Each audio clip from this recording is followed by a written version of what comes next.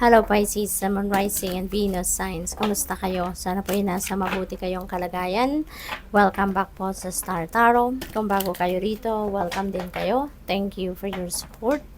I truly appreciate it. God bless you all.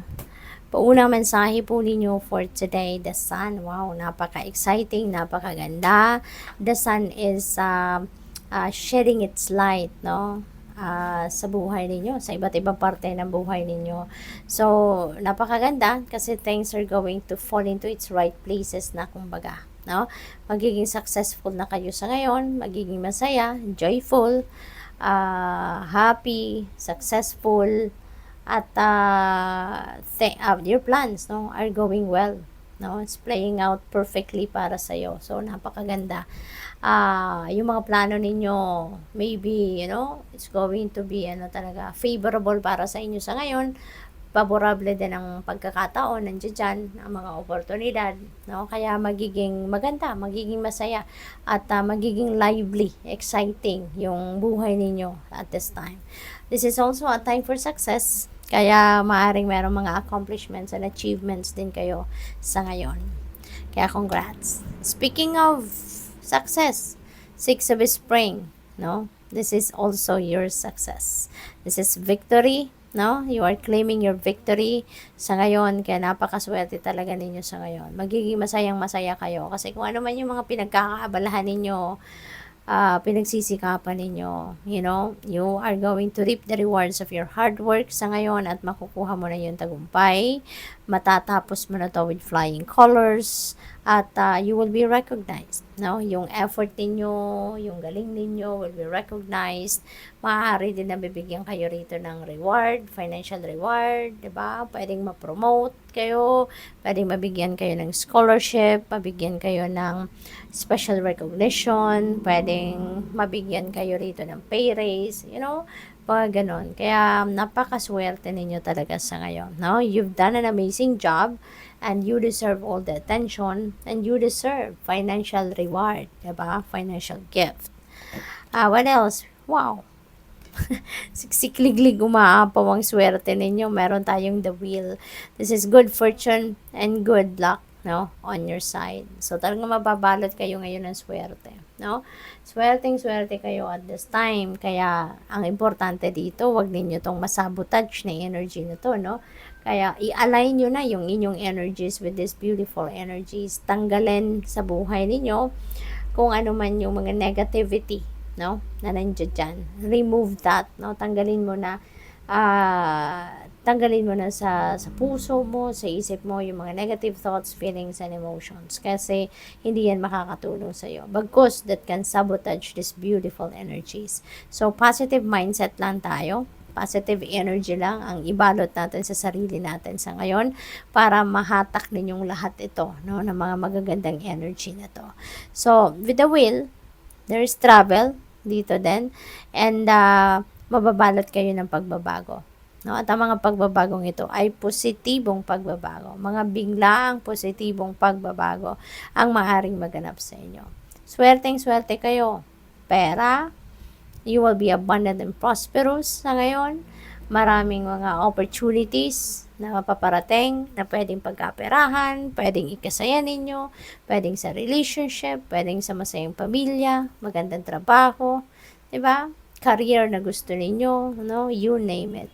No? You never know kung anong pwedeng ibigay sa iyo ng universe sa ngayon, diba? We have 9 of Winter. Parang ang iba sa inyo rito, no? So, kailangan na ninyo itong tanggalin. Kasi this will sabotage these beautiful energies. Negative energy ito, si 9 of Winter. A lot of worries, a lot of stress ang maaaring nararamdaman ng iba sa inyo sa ngayon, no?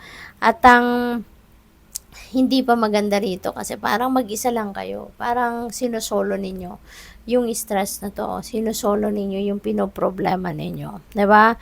Your worries, your fear, focusing on negative energy. Nako, talagang number 1 ito na magsasabotage dito sa magagandang positibong energy na ito. Kaya Pisces, please, if you are experiencing this kind of energy, no, na marami kayong kinakatakutan, marami kayong inaalala, nagwo-worry kayo ng bonggang-bongga, no, ialay nyo na yan sa universe. Give it up, no?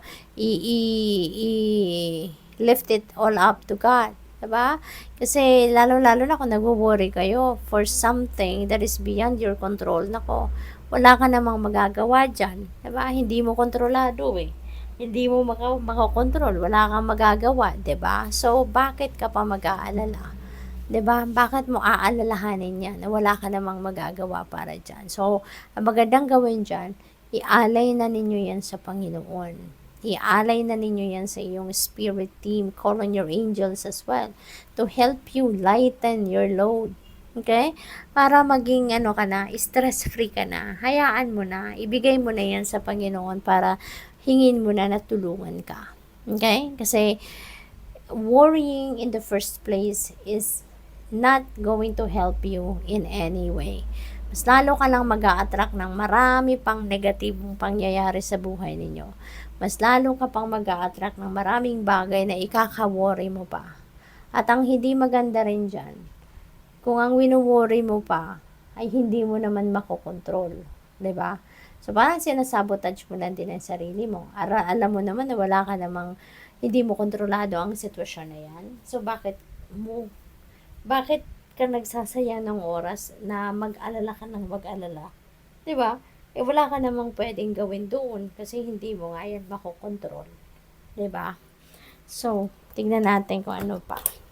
We have 10 of winter. Itong maganda. Kasi tatapusin mo na dito, no? Tatapusin na ng iba sa inyo rito kung ano man ang sitwasyon, experiences na hindi naman to nakakatulong na sa'yo, no? So, pwedeng hindi ka na masaya rito, hindi ka na fulfilled dito sa kung ano man ito, kaya pwedeng tatanggalin mo na to, no? Ito ang tamang gawin, 'di ba? Whatever it is that doesn't serve your highest good.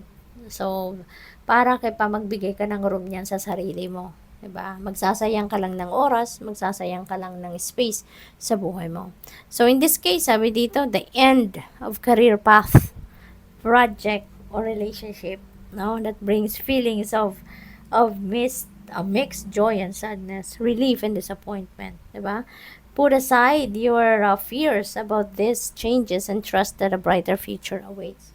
So, kahit may mga problema, 'di ba, tayong pinagdadaanan, dapat doon pa rin tayo sa kung ano ang best possible outcome na ang isipin natin at doon tayo mag-focus sa kung anong positibong aspeto, no, ng mga problema ang pinagdadaanan natin. Tsaka ito, kung hindi na talaga nagsiserve ng best interest ninyo, ng highest good ninyo, 'di ba? Tanggalin na sa buhay, 'di ba? Although it's easy said than done, ano? Pero kung kailangang gawin, 'di ba? So kailangan natin gawin 'yon para din naman 'yan sa ikakabuti natin. We have King of Spring. Wow. So leadership role ito. So baka ito na yung promotion, 'di ba?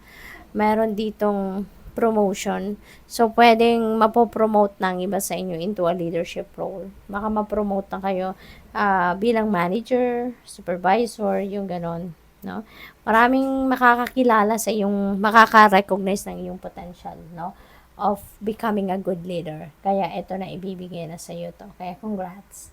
Thank you for watching. Love and light. Namaste.